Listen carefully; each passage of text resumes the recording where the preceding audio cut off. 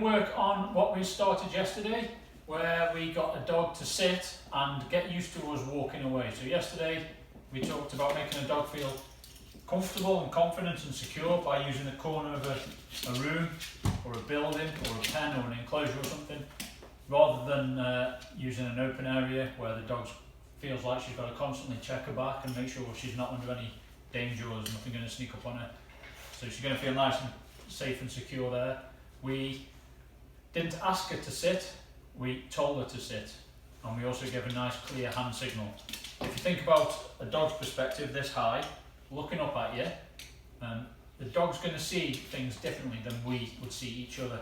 So when we put our hand up in the air, from the dog's height up there, it's going to look completely different to us doing something like that or doing random signals. Every signal we do has got to be nice and clear and think of it from the dog's perspective. So also at this stage we've got to start thinking about, we've got to create a silhouette for the dog to see, because if the dog's 200 metres away and we're asking her to sit, she's going to see that, a hand going up in the air, far more clearly than she's going to see that, which is in front of our body. So we need to be very clear and start giving the signs now, which we're going to use later on. So yesterday we said sit, give a hand signal, and we took 1 or 2 steps back, nice and calmly.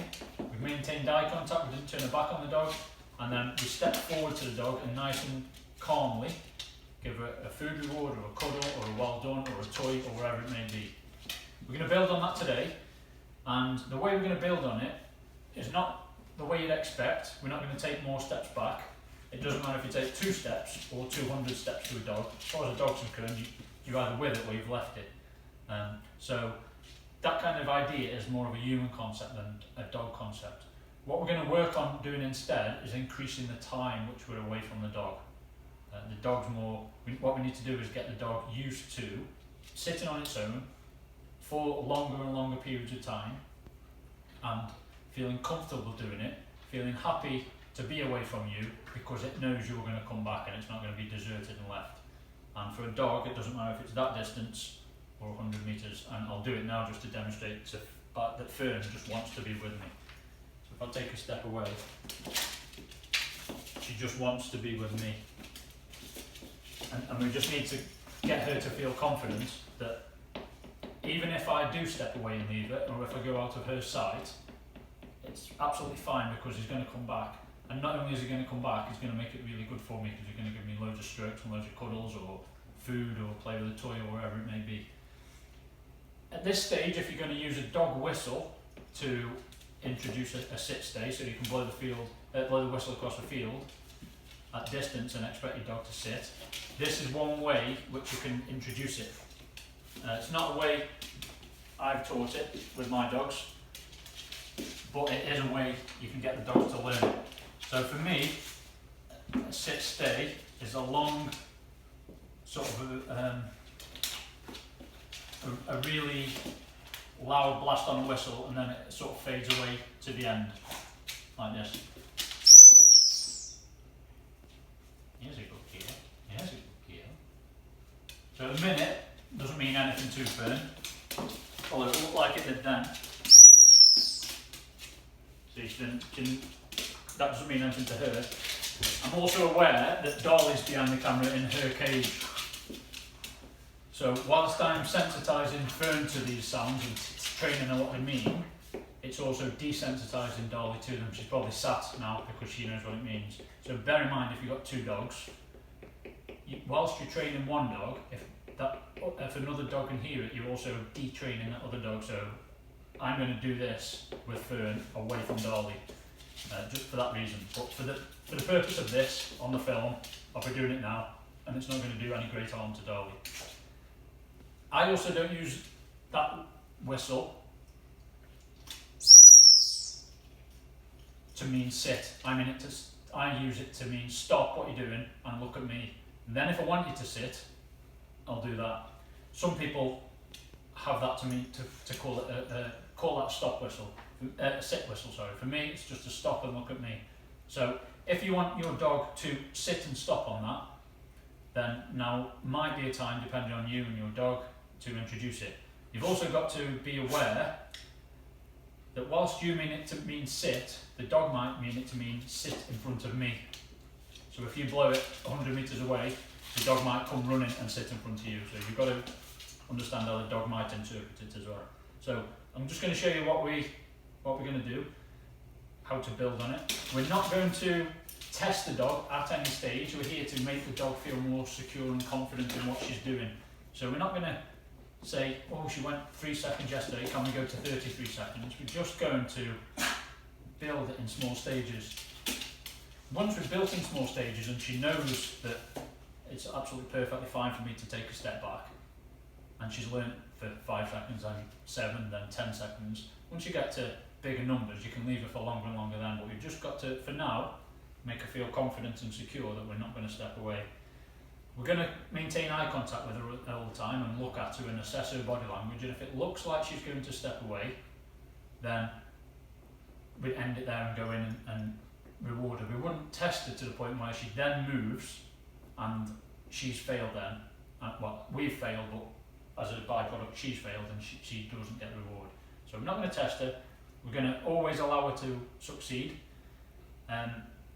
If the dog does at any point get up and come towards you, we're not going to be mean or unfair or sort of nasty to the dog. We're going to take the dog back to the position, put her in the position she was, and then just nice and firmly, not aggressively or anything, put her back in a sit, and tell her again what she's doing. She's sitting. So I'm just going to show you how we do it. I'll use the whistle. I'm not going to use this process, but I'll blow the whistle so you guys can sort of understand.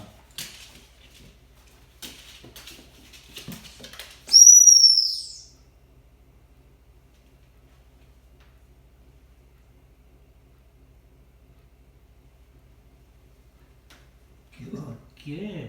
Yes, a good girl, aren't you? Good girl. So when you've done one, you can either break her out of the sit, put her back in it, or you can keep her in the sit and just repeat a few times.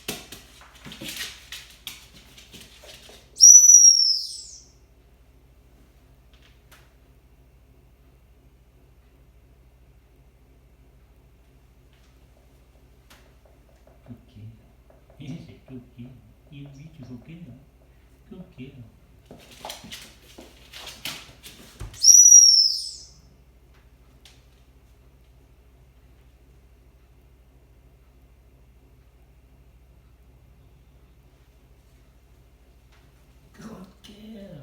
He's a good girl. She's looking at me, she's doting on me, she's doing everything she can to please me.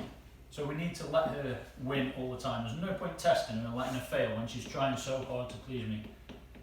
And that's all we're going to do. We're just going to work on that, increase that distance, we're going to stay with her, and eventually the dog's going to learn that I can sit at my dad's feet and I can sit still, and it's going to end in nice rewards. But I can sit still if he's asked me to and he'll walk away, he's going to come back.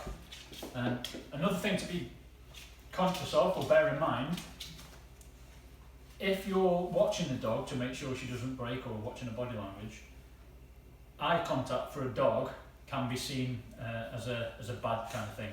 So if you're staring the dog in the eye, that's not good for a dog. So make sure you're blinking lots, make sure you're looking away slightly, have a nice positive nice positive face. It's even difficult for me to do that one when you look this ugly, but everything's got to be nice and comfortable for the dog. So we don't want to be staring at her, we don't want to be showing her teeth, and we don't want to be frowning or anything like that. It's got to be a nice pleasurable experience. So we'll do one more rep.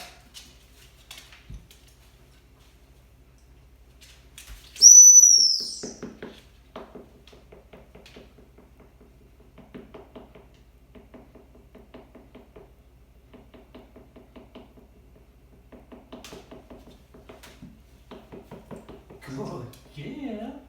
Good girl. Good girl. I don't know if you can see on the camera, she's not in a proper sit. Her back legs are sort of in a weird position. Depending on how particular you want to be, you can adjust that now. You need to adjust it now. I'm happy for the dog though to just be comfortable, but some people would like the dog to be sitting, bum on the ground, feet like nice and perfect, so there's less chance of her fidgeting, and then if she fidgets she might get up and start walking around and you've lost it. So that's up to you guys. I'm happy for her to be in that kind of position and comfortable. So we're going to keep building on that, we're going to keep practicing that. I'm not going to use the stop whistle, but you guys can if that's what you want to achieve. The stop whistle is something which I'm going to introduce very shortly, hopefully. So you can do it that way, or you can do it the way I'm going to do it. Neither's right, neither's wrong, it's just one works for me and one works with my sort of ideals.